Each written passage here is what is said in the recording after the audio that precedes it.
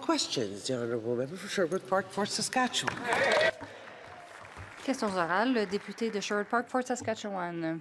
Ce premier ministre a promis l'économie la plus importante du G7. Il a permis de construire le pays. Mais aujourd'hui, on voit que ces politiques ne fonctionnent pas. En janvier, on a vu une baisse de l'emploi du secteur privé. On parle de 50 000 emplois, dont 28 000 dans le secteur manufacturier. On se retrouve dans une crise de l'emploi alors que de plus en plus de gens quittent le marché du travail. Va-t-il reconnaître que ce qu'il fait ne fonctionne pas? Le secrétaire parlementaire. L'emploi a augmenté de 134 000 emplois au cours de la dernière année. Ces emplois sont surtout dans le secteur privé. On voit que le taux de l'inflation est à 2,5 Cela respecte les lignes directrices de la Banque du Canada. Nous avons aussi un taux de chômage qui est à 6,5 Il y a de l'anxiété au Canada, mais il y a aussi la résilience. C'est la résilience qui définit notre pays, qui définit notre peuple. Les gens s'attendent à ce qu'on travaille ensemble. Les conservateurs vont-ils travailler avec nous pour adopter le projet de loi 2025 qui contient des avantages pour ses commettants et les miens? Le député de Sherwood Park, Fort Saskatchewan. Nous voulons faire avancer des solutions qui fonctionnent. Les chiffres d'emploi sont clairs. L'emploi dans le secteur privé a baissé de 50 000 emplois.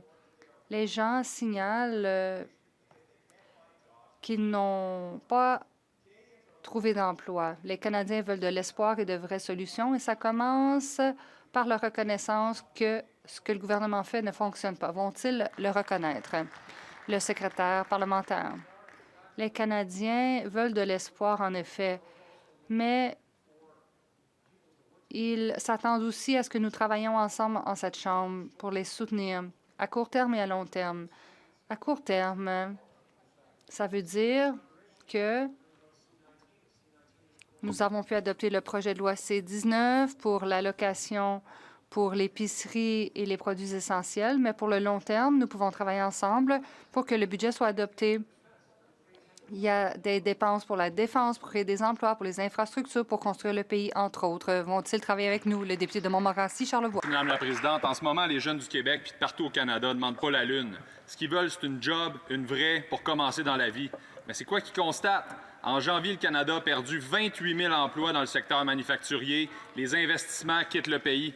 Pendant ce temps-là, la seule croissance des emplois, elle vient de plus de bureaucratie, pas de vrais jobs dans l'économie réelle. Les jeunes sont pris avec des emplois précaires, voire aucun emploi, pendant que les usines ferment à Bécomo et partout au Canada. Est-ce que le premier ministre reconnaît que l'économie actuelle ne crée pas les emplois dont les jeunes ont besoin pour se lancer dans la vie? L'honorable secrétaire parlementaire de la ministre. Madame la Présidente, puisque notre collègue du Québec parle des chiffres de l'emploi, il a certainement remarqué que c'est au Québec qu'on a créé des emplois, un grand nombre. C'est au Québec où il y a maintenant le plus haut taux de chômage au pays, par exemple. Mais nous reconnaissons aussi que les secteurs industriels directement menacés par les tarifs américains, ce sont ces secteurs-là qui en souffrent beaucoup, Madame la Présidente. Et c'est pour ça qu'hier, nous avons annoncé une nouvelle stratégie pour l'industrie d'automobile pour qu'on soit capable de croître la capacité de production automobile au Canada, Madame la Présidente. C'est beau. Merci, Charlevoix. Merci, Madame la Présidente. Les libéraux se félicitent de leur travail, mais c'est 52 000 emplois du secteur privé qui ont été perdus depuis un an, après des années de lois d'antidéveloppement, de marchés fermés, que les capitaux fuient vers les États-Unis, le Canada n'est pas en bonne posture. Chaque semaine, c'est des vrais travailleurs qui perdent leur job, et c'est surtout nos jeunes qui se font dire d'attendre, de faire des sacrifices encore. Les conservateurs ont proposé une voie claire, bâtir ici, protéger nos emplois, libérer nos ressources. Est-ce que le premier ministre va travailler avec les conservateurs pour créer des vrais jobs ici, pour nos jeunes, et défendre la souveraineté économique du Canada? Ah oui. Bravo. L'honorable secrétaire parlementaire. Madame la Présidente, la stratégie pour adresser ces questions-là se trouve dans C15, se trouve dans le budget, Madame la Présidente. C'est ça notre plan, un plan très large, très compréhensif, où il y a beaucoup de mesures. Est-ce que nos collègues conservateurs vont faire ce qu'ils doivent faire et vont nous appuyer pour qu'on passe le budget le plus rapidement possible? C'est beau. Le député de Dufferin-Caledon. Hier, le ministre de l'Industrie a dû poser des questions sur les véhicules électriques. Le rabais ne s'appliquera qu'à une marque de voiture. Cela ne profitera qu'à Donald Trump.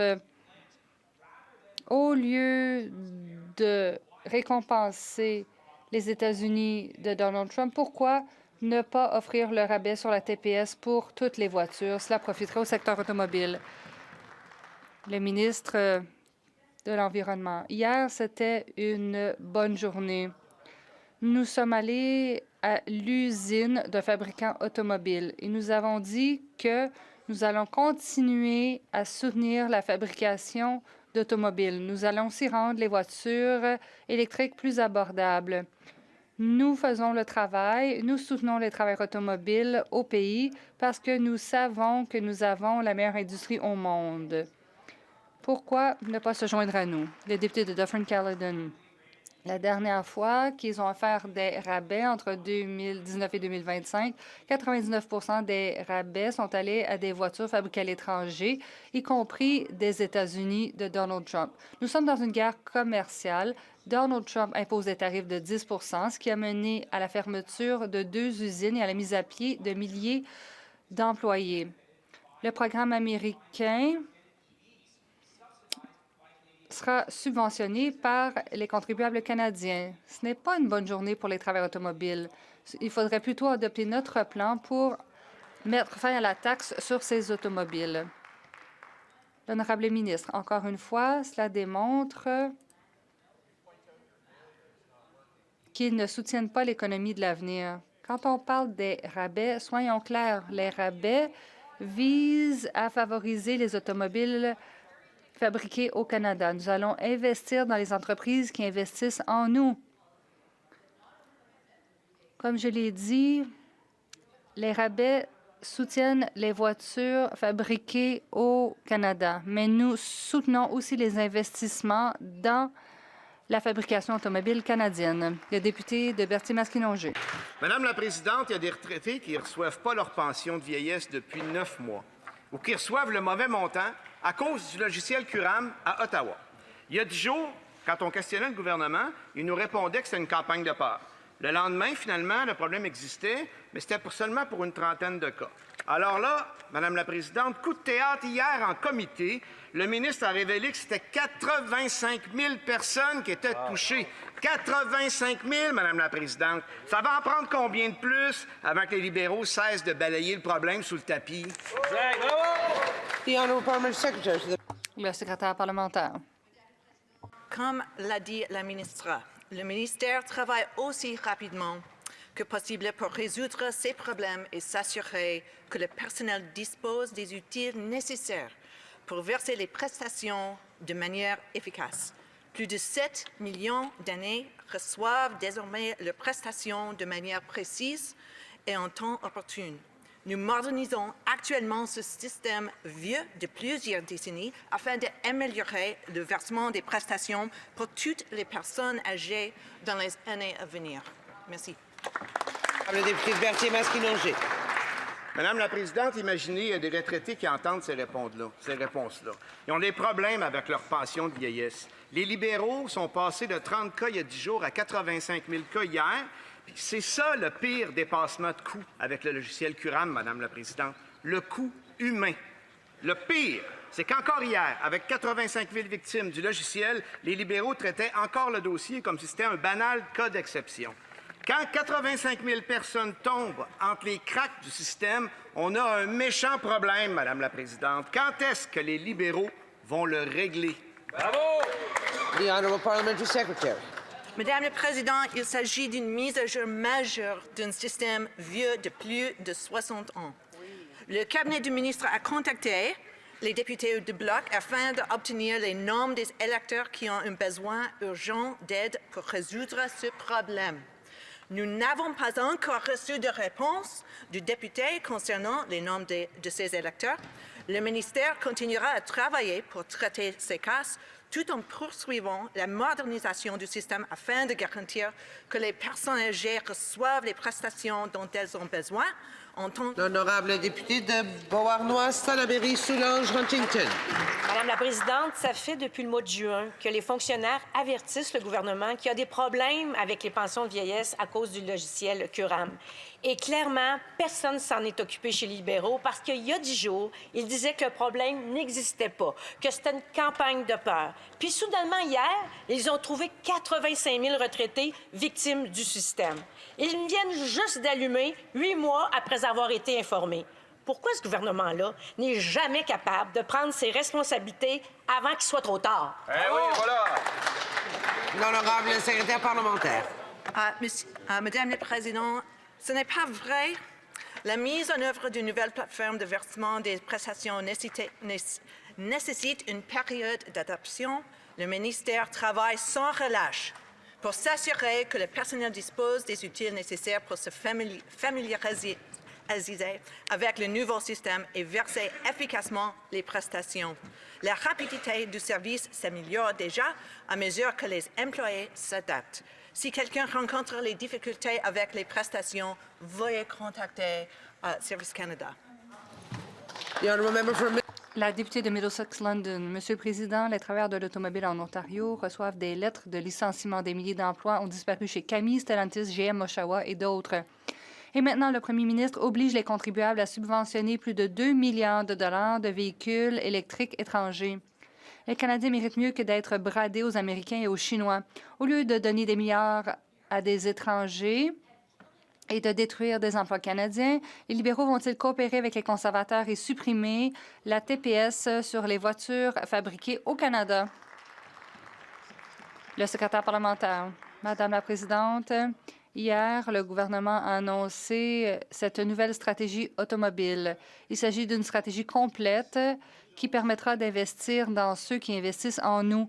Nous allons continuer à protéger la production canadienne d'automobiles et nous croyons que l'avenir de l'industrie est le véhicule électrique et qu'il y aura assemblage de véhicules électriques au Canada. La députée de Middlesex London. Monsieur le Président, j'aimerais préciser clairement, les travailleurs de l'automobile perdent des milliers d'emplois et notre production nationale s'effondre, tandis que les libéraux obligent les contribuables à subventionner les véhicules électriques fabriqués à l'étranger. Et cela comprend le Jeep Compass, qui aurait dû créer des emplois ici en Ontario. Quand les libéraux vont-ils cesser leur trahison et adopter notre plan pour supprimer la TPS sur les voitures fabriquées au Canada afin de sauver des emplois ici, chez nous? La ministre de l'Environnement. Madame la Présidente, encore une fois, nous avons les meilleurs travailleurs automobiles au monde ici au Canada. Nous sommes ici pour les soutenir et nous faisons face à des tarifs injustifiés des États-Unis. Les conservateurs ne semblent pas vouloir en parler, mais c'est ce à quoi faire face notre industrie automobile. Et c'est pourquoi nous avons des programmes pour soutenir nos travailleurs pendant cette période difficile. Et en plus, nous construisons pour l'avenir, chose qu'ils ne font jamais. Nous soutenons nos travailleurs automobiles. Nous sommes là avec eux.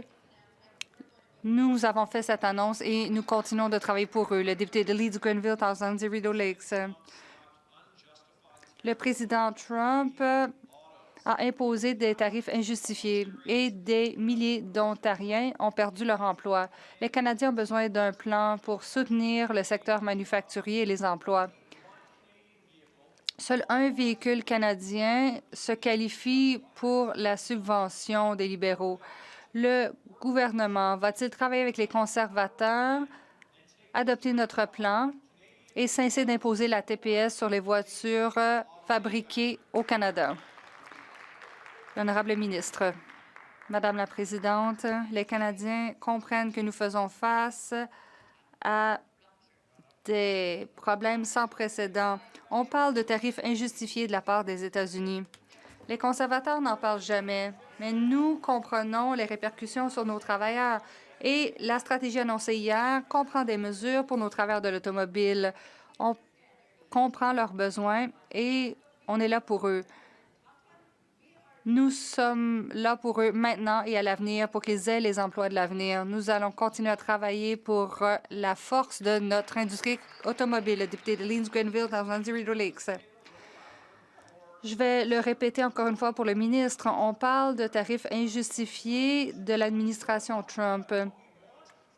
Ce qu'on veut, c'est que le gouvernement mette en place un plan qui soutient la production automobile au Canada.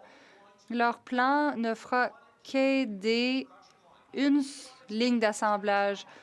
Nous voulons que le gouvernement cesse d'imposer la TPS pour les voitures fabriquées au Canada. Pourquoi subventionner les États-Unis au lieu de soutenir notre propre industrie? La secrétaire parlementaire. Madame la Présidente, finalement, nos amis de l'autre côté ont compris que les questions sont liées aux tarifs américains. C'est la première fois que je les entends le dire. Bravo.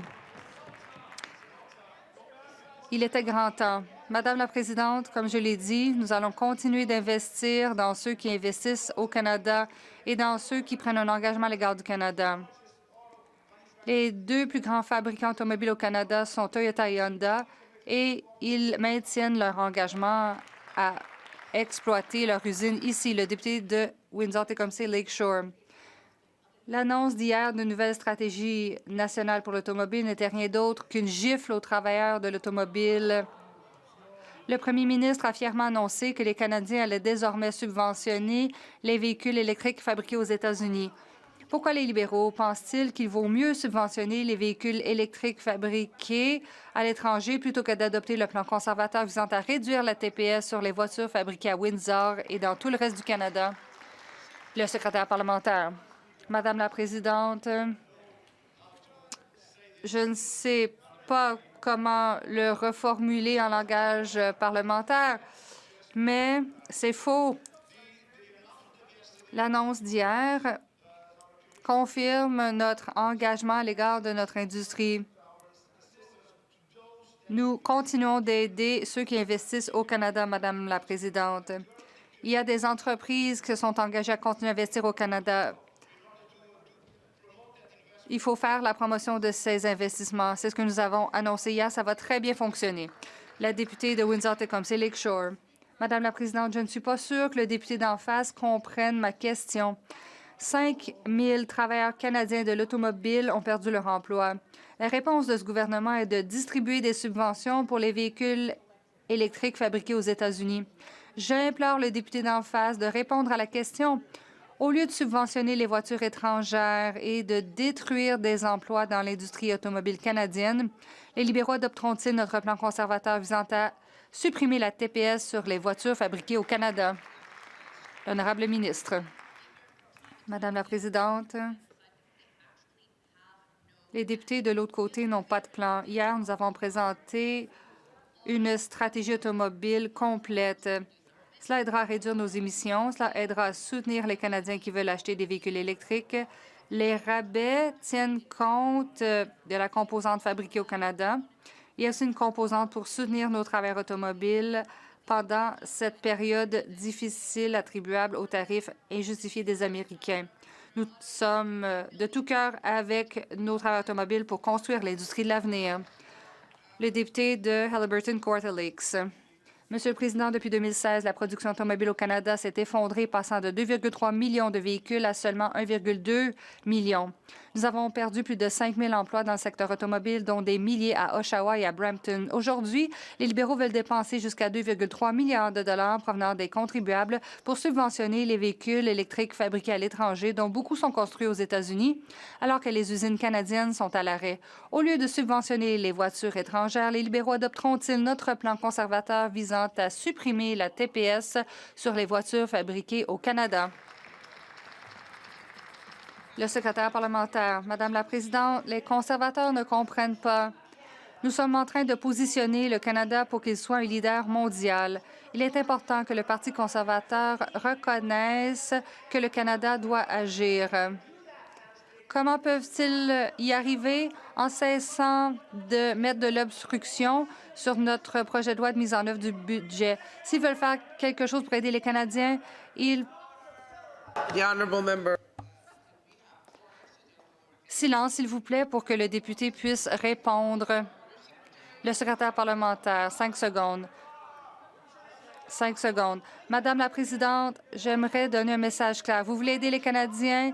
Cessez de faire de l'obstruction et permettez l'adoption du projet de loi de mise en œuvre du budget. Le député de Rimouski-Lamatapédia. Le milieu des sciences est inquiet. Les libéraux coupent 20 emplois chez nous, à l'Institut Maurice-Lamontagne de Maugelie, un pôle scientifique régional majeur et un joyau de la recherche en océanographie. C'est une perte d'expertise préoccupante qui met en péril autant le développement scientifique et économique de nos régions. Et ça réduit la capacité de recherche de pêche et océan d'agir en fonction des données probantes, ce qui est déjà un sérieux problème dans ce ministère-là. Est-ce qu'on peut vraiment se permettre de faire des économies de bout de chandelle en coupant en sciences? Bravo. The Honourable Minister. Thank you. Merci de la question. C'est une question importante, Madame la Présidente. La science joue un rôle important en agriculture et en agroalimentaire. Nous avons eu l'occasion de rencontrer le président de l'Université de la Saskatchewan cette semaine. Je suis allée à Laval, à l'université. Nous avons eu de bonnes discussions. C'est important d'aller de l'avant avec un programme scientifique. Et nous allons continuer de travailler à cet égard. Merci, Madame la Présidente. Madame la Présidente, les coupes en sciences s'accumulent. Aux 20 emplois perdus à l'Institut Maurice-Lamontagne s'ajoutent les compressions en recherche agricole où plus de 1000 travailleurs sont touchés partout au Canada. À Québec, c'est la fermeture complète du Centre de recherche en agriculture après près de 60 ans d'activité. Les syndicats dénoncent une perte d'expertise majeure. Franchement, ça nous rappelle les années du gouvernement Harper qui muselait la science. Dans un contexte économique où on doit se réinventer et stimuler l'économie, comment les libéraux peuvent-ils couper en sciences? L'honorable ministre. Thank you, Madam Speaker. Merci, Madame la Présidente. Nous dépensons moins pour investir plus en sciences. La science est extrêmement importante. C'est important pour le commerce. Nous maintenons notre présence dans toutes les provinces. Madame la Présidente, nous soutenons la recherche et le développement. Nous pourrons avoir un bon avenir pour la science. Merci, Madame la Présidente. De Mégantic, l'érable-pinière. Ce premier ministre a voulu éblouir les Canadiens avec ses grandes promesses de bâtir à une échelle jamais vue au Canada. Mais c'était juste une grande illusion. Qu'est-ce qu'il a vraiment accompli? Il avait promis une entente avec Trump, les tarifs ont monté. Il avait promis des maisons. Il a créé des bureaux pour les fonctionnaires. Il avait promis d'accélérer les grands projets. Il n'y a eu aucune pelletée de terre. Les résultats sont décevants.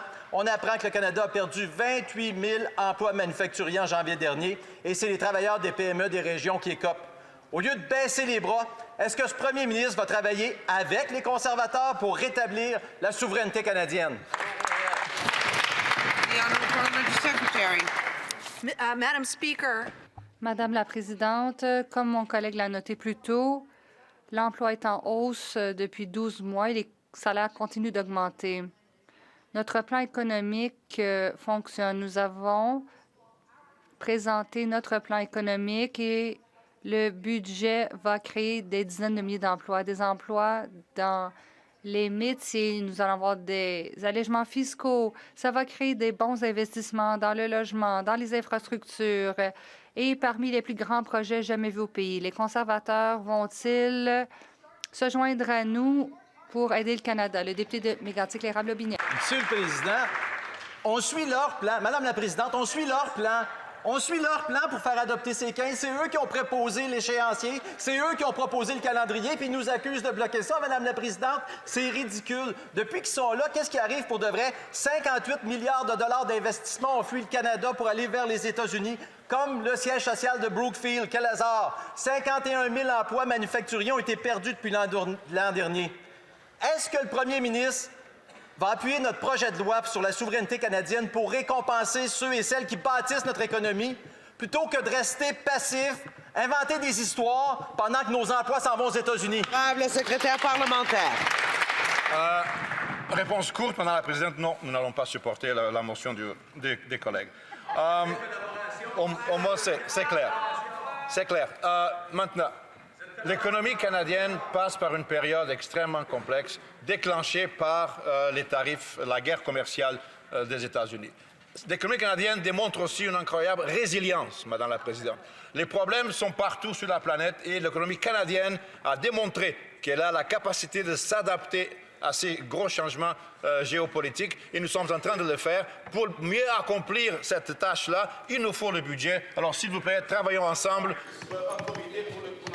L'honorable député de Côte-du-Sud, Rivière-du-Loup, Katascomique, Témiscouata. Madame la Présidente, le premier ministre avait promis de régler tous les problèmes, mais des milliers de Canadiens, encore aujourd'hui, peinent à joindre les deux bouts. 25 000 emplois perdus en janvier, 58 milliards qui s'envolent vers les États-Unis depuis le début de son mandat. C'est inacceptable, Madame la Présidente.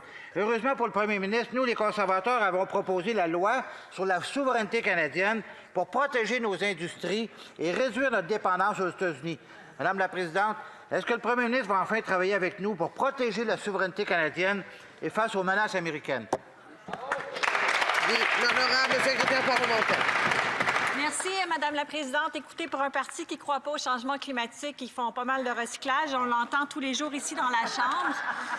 Alors, Madame la Présidente, notre plan de construire, il fonctionne. Juste hier, on a déposé le projet de loi pour renforcer Maison Canada qui va construire, accélérer la construction de logements partout au Canada. On va faire ça en stimulant les secteurs de l'acier, de l'aluminium, du bois qui passent des temps difficiles en ce moment, en protégeant les emplois et puis en offrant aux Canadiens des logements qui conviennent à leurs besoins et à leur budget.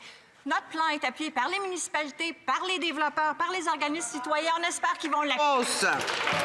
Madame la Présidente, depuis octobre dernier, le secteur forestier est attaqué par des tarifs américains justifiés de 45 %. En janvier, le secteur manufacturier est touché de plein fouet avec des pertes de 28 000 emplois, Madame la Présidente. Au lieu de travailler pour régler les tarifs américains et de supporter les entreprises canadiennes, le premier ministre aime mieux s'acheter des voitures chinoises. Madame la Présidente, est-ce que le premier ministre peut travailler avec les conservateurs, s'occuper des vrais enjeux et défendre les travailleurs forestiers? L'honorable secrétaire parlementaire. Madame la Présidente, il semble qu'il y a maintenant consensus dans la Chambre que nous sommes en pleine guerre commerciale et les droits de douane imposés par les États-Unis sur notre bois d'œuvre sont complètement injustifiés. Nous avons annoncé 2,5 milliards de dollars pour l'aide aux entreprises et les travailleurs forestiers, offerte à un guichet unique.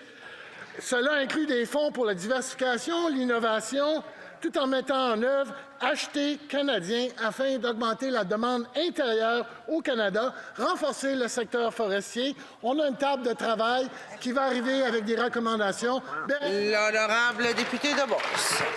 Si c'est l'enjeu numéro 1, pourquoi ils ne s'en occupent pas, Madame la Présidente? Les États-Unis sont actuellement et resteront toujours nos partenaires principaux commerciaux. Tout le monde sait ça, Madame la Présidente. Le 13 janvier dernier, à Bécomo, 346 travailleurs forestiers de Domtar ont perdu leur job. Madame la Présidente, quand le premier ministre va-t-il commencer à travailler avec les conservateurs et défendre les travailleurs des régions comme la Beauce? L'honorable secrétaire parlementaire. Madame la Présidente, je suis un peu surpris de l'intervention de mon collègue, car les conservateurs bloquent les 2,5 milliards d'aides que notre gouvernement a inscrits au budget pour le secteur forestier. Alors, est-ce qu'ils vont nous aider à passer le budget pour aider nos travailleurs du secteur forestier? Merci, Madame la Présidente. L'honorable député de les Pays d'en haut. Thank you, Madam Speaker. Merci, Madame la Présidente. Lorsqu'il s'est adressé au monde entier à Davos le mois dernier, le premier ministre a parlé du fossé entre les discours et la réalité. Ce fossé semble bien réel de l'autre côté de la Chambre. Leurs discours sont encourageants. Ils parlent beaucoup de collaboration et de travail en commun. La réalité, d'autre part, elle ne correspond pas à leurs paroles. Les Canadiens veulent savoir si les conservateurs feront passer le pays avant leur parti ou s'ils bloqueront d'autres projets de loi importants comme la loi d'exécution du budget. Le secrétaire parlementaire peut-il dire aux Canadiens quelles mesures importantes seraient bloquées par l'obstruction des conservateurs? L'honorable secrétaire parlementaire. Et nous luttons pour nos commettants en cette Chambre et nous avons l'occasion de nous rassembler pour eux. Est-ce que les conservateurs vont se rallier au budget 2025, un budget phare qui investit dans le logement, dans la défense, dans l'infrastructure pour bâtir ce pays, pour mettre en place les fondements de la diversification de notre commerce pour que nous puissions assurer la prospérité pour les générations actuelles et futures? Est-ce qu'ils vont jouer à des jeux politiques ou est-ce qu'ils vont travailler avec nous pour le bienfait des Canadiens? L'honorable député de Saint-Albert, Sturgeon River. Madame la Présidente, les travailleurs canadiens sont durement touchés. 25 000 emplois ont été perdus en janvier, dont de nombreux dans le secteur manufacturier. Ces chiffres ne sont pas des exceptions. Après 10 ans de gouvernement libéral, le Canada affiche la croissance du PIB la plus faible du G7, avec un maigre 0,5 contre plus de 20 aux États-Unis. Compte tenu de ces chiffres, les libéraux assumeront-ils la responsabilité d'une décennie d'échecs en matière économique? L'honorable secrétaire parlementaire. Encore une fois, Madame la Présidente, les conservateurs doivent voir la réalité en face. Il y a eu des milliers d'emplois qui ont été créés depuis que le Premier ministre a été élu l'année dernière. Nous mettons l'accent sur la construction d'une économie canadienne forte, une économie qui améliorera les conditions dans toutes les provinces, dans tous les territoires. Nous avons un Premier ministre qui recherche agressivement de nouvelles opportunités d'exportation. Nous avons un Premier ministre qui ramène des milliards de dollars en investissements étrangers. L'honorable député de Saint-Albert, Sturgeon River. Madame la Présidente, le Premier ministre avait promis de bâtir une économie solide et, en fait, la croissance stagne et il y a même eu une croissance négative pendant le premier trimestre de 2025. Il avait promis de construire beaucoup et pourtant, aucun projet n'est approuvé et 25 000 Canadiens ont perdu leur emploi en janvier. Assez de discours, assez de promesses vaines. Quand les Canadiens obtiendront-ils un plan pour qu'ils puissent retourner au travail? L'honorable secrétaire parlementaire. Je suis d'accord avec le député d'en face. Assez de discours. Le Parti conservateur pense davantage à ses propres intérêts. Il est temps qu'il commence à penser aux Canadiens. Lorsqu'on parle d'investissement, il y a 5 projets d'envergure qui représentent 60 milliards de dollars et chaque région de ce pays va en bénéficier parce que nous avons un Premier ministre et un gouvernement qui travaillent pour les Canadiens chaque jour. Le Parti conservateur du Canada, ralliez-vous à nous. L'honorable député de Calgary-Crowfoot. Madame la Présidente, en janvier, l'économie canadienne a perdu 25 000 emplois et même certains Canadiens ont abandonné leur recherche d'emploi alors que les aliments sont inabordables. C'est catastrophique. Le Premier ministre avait promis la meilleure économie du G7, mais sous son mandat, l'inflation alimentaire est la plus élevée. Le logement est extrêmement cher aussi, et nous nous en sortons beaucoup moins bien que les États-Unis. Alors, quand le gouvernement va-t-il abroger les taxes et les règlements qui tuent des emplois? L'honorable secrétaire parlementaire. Madame la Présidente, dans la province du député de l'Alberta, le chômage a diminué et le taux de participation au marché du travail a augmenté dans sa province, et cela fait partie des résultats du travail que fait le gouvernement grâce à un plan stratégique solide pour l'ensemble du pays. Nous ne pourrons pas aller de l'avant comme pays à moins que nous ayons l'appui de l'opposition qui adopte ce plan économique et nous donne les outils nécessaires pour bâtir les projets qui vont relancer notre économie. Alors, joignez-vous à l'équipe Canada et adoptez notre budget. L'honorable député de Calgary-Crowfoot. Hier, j'ai parlé à une chef d'entreprise de Calgary qui m'a dit que ses clients étaient préoccupés. Elle est dans le secteur de la construction et de l'énergie, là où les travailleurs sont les plus touchés. Le Premier ministre dit que notre pays est une superpuissance énergétique et qu'il va bâtir des millions de maisons chaque année. Alors, pourquoi les travailleurs du secteur de l'énergie et de la construction sont ceux qui perdent leur emploi? L'honorable ministre, contrairement à ce que dit Le chef de l'opposition, le premier ministre, a montré au monde entier à Davos à quoi ressemble le vrai leadership. Nous devons agir ensemble parce que si vous n'êtes pas à table, vous êtes au menu. Grâce à notre premier ministre, le Canada est à la table. Nous obtenons des ententes valant plusieurs milliards de dollars avec des pays comme l'Indonésie et la Chine. Qu'est-ce que ça va faire pour le Canada? Ça va doubler nos exportations, ça va créer des emplois et ça va rendre la vie plus abordable en plus d'appuyer nos entreprises locales ici même dans notre pays. Voilà le vrai leadership. L'honorable député de Sarnia-Lambton. Madame la Présidente, le Canada a perdu plus de 5 000 emplois dans le secteur automobile. 32 000 usines de pâte et papier ont fermé leurs portes et dans ma circonscription, 3 usines de fabrication sont en train de fermer. Donc, des milliers d'emplois ont été perdus depuis que le premier ministre a assumé son mandat. Il a dit qu'il allait construire et construire, mais le seul résultat, c'est un taux de chômage très élevé chez les jeunes. Alors, est-ce que le premier ministre va remplir ses promesses, construire comme jamais auparavant et agir pour les Canadiens? L'honorable secrétaire parlementaire. Madame la Présidente, nous avons un plan pour bâtir énormément dans tout le pays, y compris dans le secteur de la foresterie, parce que nous allons utiliser notre propre bois pour Maison Canada, pour la loi sur les achats canadiens. Et pour ce faire, il faut que soit mis en œuvre le budget. Et à cette fin, nous avons besoin de la coopération des conservateurs qui doivent se rallier à nous pour appuyer ces programmes qui nous permettront de construire.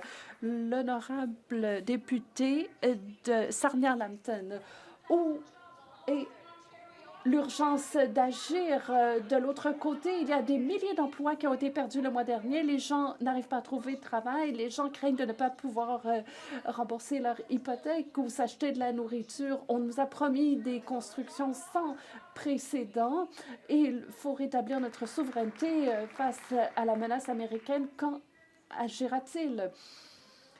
L'honorable secrétaire parlementaire, c'est exactement ce que nous faisons. Nous bâtissons davantage, nous bâtissons à une échelle jamais vue auparavant. Hier seulement, nous avons proposé le projet de loi, dis-je, pour renforcer Maison Canada.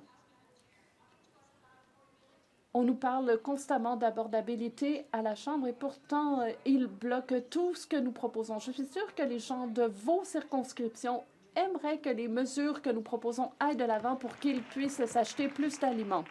L'honorable député de Brandon-Souris. Madame la Présidente, les Canadiens sont accablés par l'incapacité du premier ministre à relancer l'économie. Statistique Canada a confirmé qu'il y a 25 000 emplois qui ont été perdus le mois dernier et il y a de nombreux emplois dans le secteur manufacturier, aussi un secteur dont dépendent les familles du Manitoba. Il y a l'aérospatial qui est touché également à Winnipeg. Il y a un exode d'investissement vers les États-Unis et la seule croissance de l'emploi ici provient de l'embauche de plus de bureaucrates. Alors, que fera-t-on pour aider l'économie et freiner les pertes d'emplois? L'honorable secrétaire d'État, l'inflation se situe dans la fourchette prévue par la Banque du Canada. Nous avons une cote de crédit AAA. Nous bâtissons le pays pour le succès des générations actuelles et futures. Mais écartons-nous un peu de ce propos. Nous sommes tous préoccupés par la défense. Le sud-ouest de l'Ontario est un ancrage du secteur de la défense. Nous pouvons appuyer le budget et être utile parce que c'est un budget phare pour la défense. Qu'a à dire mon collègue? L'honorable député de Brandon-Souris, le gouvernement veut parler de la défense des anciens combattants et a fermé un bureau de service pour les anciens combattants à Brandon. Donc, c'est un peu fort de parler ainsi. Il s'agit plutôt de construction, qu'il s'agisse de minéraux critiques, de la foresterie. Il y a des lois libérales qui ont tué des emplois, des quarts de travail sont abolis. Le premier ministre a promis de bâtir à des rythmes sans précédent. Quand va-t-il commencer à le faire? L'honorable secrétaire parlementaire, nous avons une occasion ici. Et s'ils ne veulent pas écouter les libéraux, comme je l'ai mentionné lors de la période de questions il y a quelques jours, ils peuvent écouter leur ancien chef. L'ancien premier ministre Harper a dit clairement que nous avons une opportunité de nous élever au-dessus de la partisanerie En cette époque, la nostalgie n'est pas une stratégie. Nous ne pouvons pas regarder vers le passé. Nous devons bâtir pour l'avenir. Nous devons diversifier notre économie, nos relations commerciales. Nous devons mettre l'accent sur la défense comme jamais auparavant. Nous devons construire comme jamais auparavant. C'est ce que nous voulons faire. L'honorable député de Cowichan. Cette semaine, l'usine Crofton Mill, située sur l'île de Vancouver, a fermé ses portes. Les hausses de droits de douane et le manque d'accès aux ressources en bois locales ont contraint plus de 30 usines de la Colombie-Britannique à fermer. Le taux de chômage dans le secteur forestier a doublé. Donc, des centaines de camions partent chaque semaine pour exporter des grumes vers des pays étrangers. Et donc, il faut donner aux scieries de la Colombie-Britannique une chance de survie. Allez-vous protéger nos industries contre la hausse des droits de douane? Le premier ministre réduira-t-il les exportations de grumes?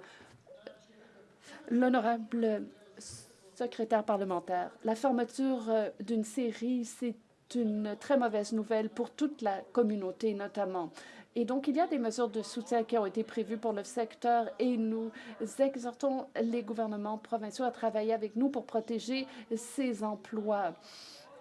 Et nous travaillons d'arrache-pied actuellement pour formuler des recommandations pour assurer l'avenir du secteur, alors que l'opposition ne fait rien. Nous allons continuer à examiner toutes les options possibles parce que tous les travailleurs du Canada.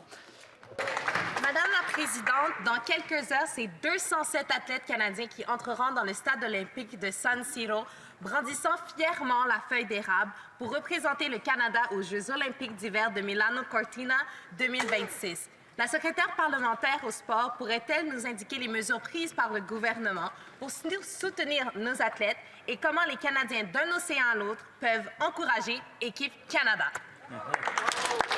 L'honorable secrétaire parlementaire. Alors, je tiens à remercier chaleureusement à cette question et le leadership de notre député de Terrebonne au sein de notre gouvernement. Madame la Présidente, nos athlètes sont de véritables ambassadeurs et en tant que principal investisseur dans le système sportif amateur canadien, notre gouvernement est fier de soutenir les athlètes canadiens qui rassemblent 41 millions de Canadiens dans une célébration de l'unité et de fierté. C'est pourquoi nous avons augmenté d'environ 23 des allocations mensuelles que nos athlètes reçoivent. Depuis, la pression est forte sur nos athlètes et donc, c'est pourquoi nous avons investi 3,11 millions de dollars supplémentaires pour les services de santé. Alors, tous ensemble pour soutenir. L'honorable député de Riding Mountain.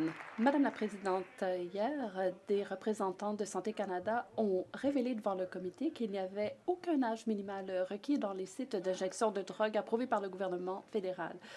D'ailleurs, Santé Canada a révélé qu'il n'y avait même pas d'obligation de présenter une pièce d'identité. Ça signifie que des mineurs peuvent légalement consommer des drogues dans ces sites de consommation en vertu de la loi. Et donc, le ministre de la Santé approuve ces sites d'injection. Pourquoi permet-il aux mineurs de s'injecter des drogues sous leur supervision? Je remercie le député de sa question. En tant que père de 2 jeunes enfants, je sais qu'il est absolument important de prioriser la santé de nos enfants et de nos jeunes. Nous travaillons très fort pour nous assurer qu'ils ne sont pas en danger de quelque manière que ce soit et je souhaite travailler avec les 2 côtés de la Chambre pour assurer la sécurité de nos enfants.